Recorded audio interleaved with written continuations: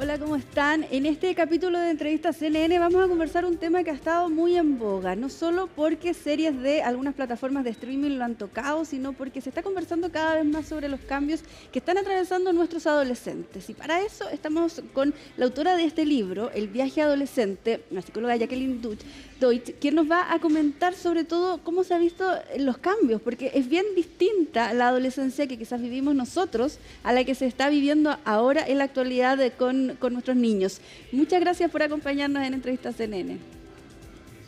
Muchas gracias, María Elisa, por la entrevista. Mira, la verdad es que la adolescencia siempre ha sido una etapa en la vida de muchos desafíos, ¿no es cierto?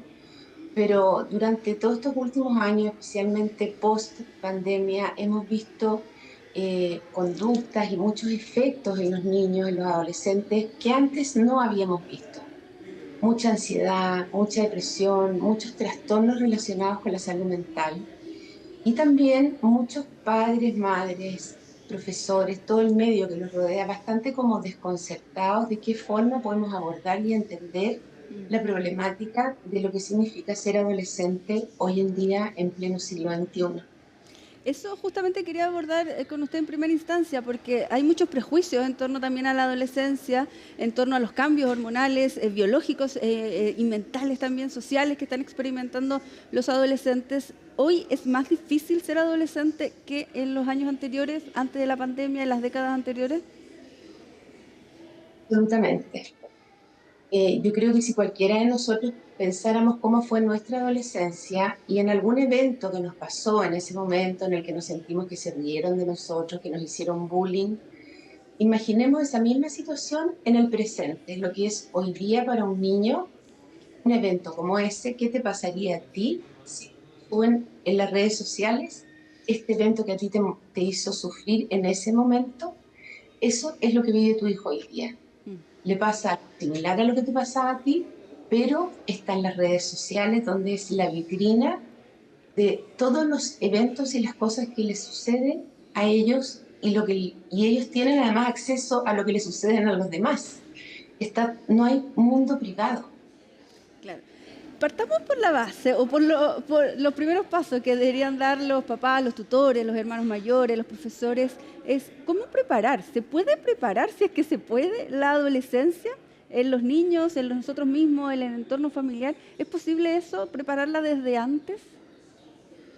Mira, yo en el momento del proceso de elaborar mi libro, en algún momento pensé ponerle en algún capítulo así como piensa cuál es el adolescente que quieres tener, porque obviamente eso es muy pretencioso porque no se trata de que uno manipule a los hijos decidiendo de qué manera van a ser cuando crezcan, ¿no es cierto?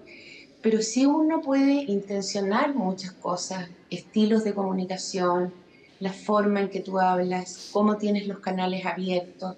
También como uno, como mamá, como papá, trata sus propias heridas de infancia para no ir proyectándolas en tus hijos, de manera que cuando lleguen las etapas de los desafíos, tengas herramientas como para poder ir enfrentando. Si hay algo que me sorprendió y debo confesarlo del libro que usted escribió, es cómo hace la relación desde que los hijos están en nuestra guatita y cómo desde allí se comienza a formar esta relación que nos lleva a tener una adolescencia más o menos tranquila. ¿Cómo se puede dar ese paso, si lo podemos explicar en simple?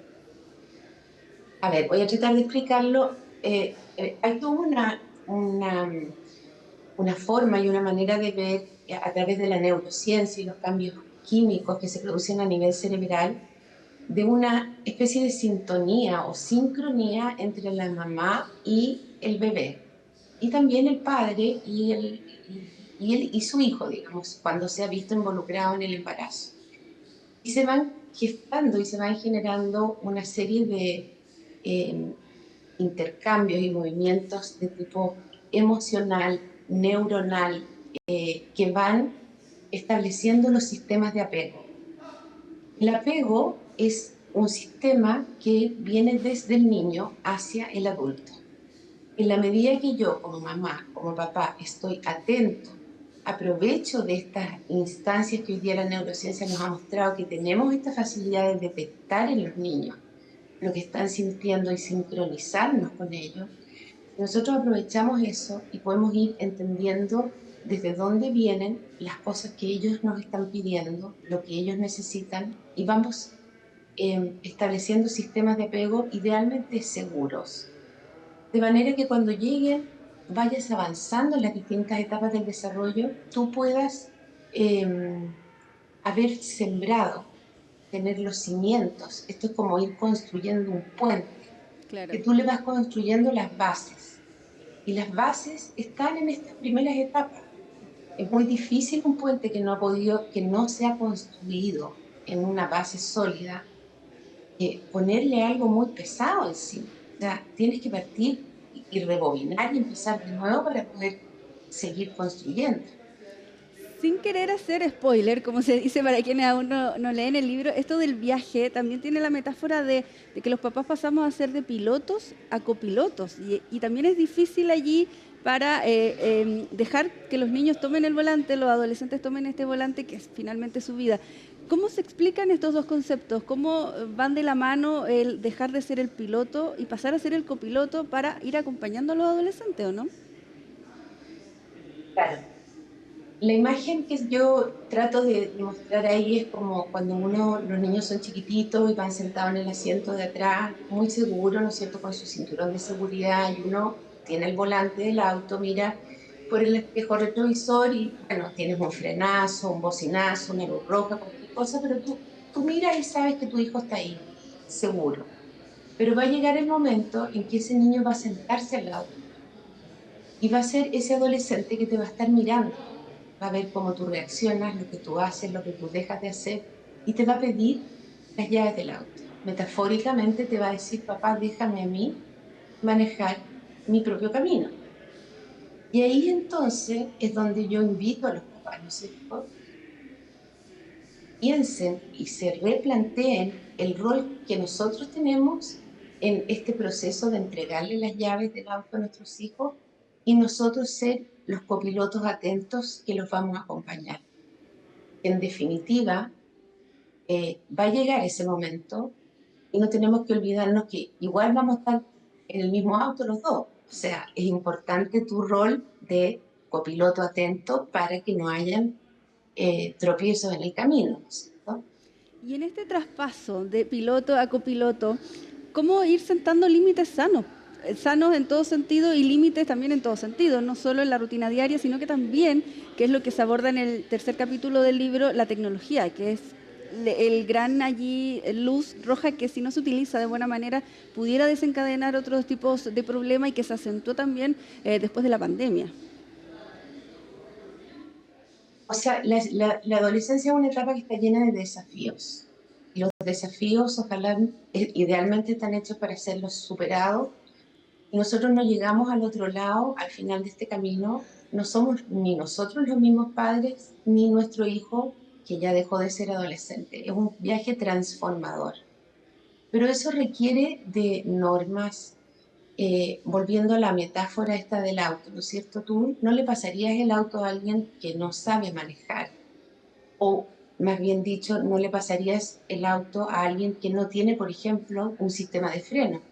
Los adolescentes no tienen en su cerebro, aún están desarrollando eh, este sistema de frenos que está en el lóbulo prefrontal, digamos, que es el que te dice, que te pone las normas, posponer la planificación inmediata por planificación a largo plazo, lo que nos caracteriza a nosotros, los seres humanos, digamos, pensantes y racionales. Y, y si tú le entregas la llave del auto a un niño que no sabe manejar y además no tiene sistema de frenos, va directo al barranco.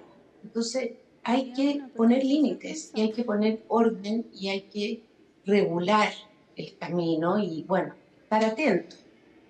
Eh, y estar atento significa estar atento a lo que él te quiere decir y no lo que tú quieres que él te diga, o libre de interpretaciones. Es importante tener un lenguaje claro para poder entender que estamos hablando los dos de la misma cosa.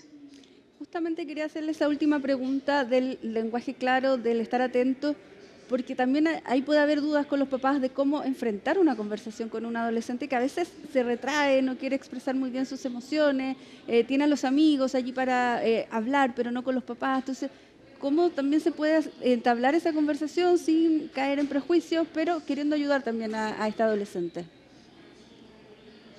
Mira, yo creo que nosotros los padres tenemos que ser súper honestos con ellos y transmitirles nuestra preocupación. Decirles estoy preocupado, hay ciertos temas que yo quisiera conversar contigo, a lo mejor no tienes ganas de hablarlos ahora, pero quiero que sepas que a mí me ocupa y estoy tratando de averiguar. Pongamos el ejemplo del uso de las pantallas o los celulares, la regulación, ¿ya? Del contenido o del tiempo. Mira, me he estado preocupando de entender y de aprender porque la verdad es que antes no sabíamos el daño que esto hacía, pero hoy día sí sabemos. Y yo soy tu papá, soy tu mamá, eres mi responsabilidad. Y yo tengo que preocuparme de tu bienestar. Entonces, probablemente te van a decir, y esto lo he visto mucho porque post pandemia nosotros tenemos que pensar que vivimos toda la pandemia conectados al celular, al Zoom, al computador, las clases, el trabajo, todo era. Entonces, pedirle a un niño a esta edad que deje su celular, que se desconecte, es como pedirle que camine con los ojos cerrados. Entonces, ahí uno tiene que decirle, mira, ¿sabes qué? Estoy preocupada de esto porque como yo no sabía, nosotros no sabíamos, la generación de mis padres no sabían de que fumar hacía mal, pues se supo que fumar hacía mal, después se conoció el concepto de los fumadores pasivos. Bueno, hoy día sabemos que el celular, así como lo entendíamos antes, hoy día ya no lo podemos seguir usando. ¿Por qué? Y tú le explicas, y a lo mejor tú puedes sentir que levantas por un oído y le haces por el otro, pero créeme que te está escuchando. Y si no te contesta nada, no importa, tú lo sigues conversando, le dejas la puerta abierta para que exista esa conversación y que él sepa que tú tienes esa inquietud. Que no significa que se lo vas a prohibir, que no significa que lo vas a, eh, eh, eh, que va a ser una medida extrema, sino que van a ser acuerdos que se van a tomar por el bienestar de cada uno de nosotros en la familia. Muchas gracias, Jacqueline. Te quiero agradecer por esta conversación. Sin duda nos quedaron muchos temas pendientes. Es un tema bastante complejo de analizar también en poquitos minutos, pero muchas gracias por tu tiempo. Muchas gracias a ti. Muchas gracias por la invitación. Los dejamos entonces en las pantallas de CNN Chile con la invitación también de que puedan leer este libro. Es muy didáctico, sobre todo para aquellos que o están con niños que van a comenzar la preadolescencia o llegando ya a la adolescencia y tienen algunas inquietudes, dudas. Sabemos que la adolescencia es muy distinta a cómo la vivimos nosotros, a cómo se está viviendo ahora, sobre todo, y como conversábamos allí con la psicóloga después de la pandemia y todos los desafíos que ello trajo. Muchas gracias por acompañarnos y nos encontramos en otra oportunidad.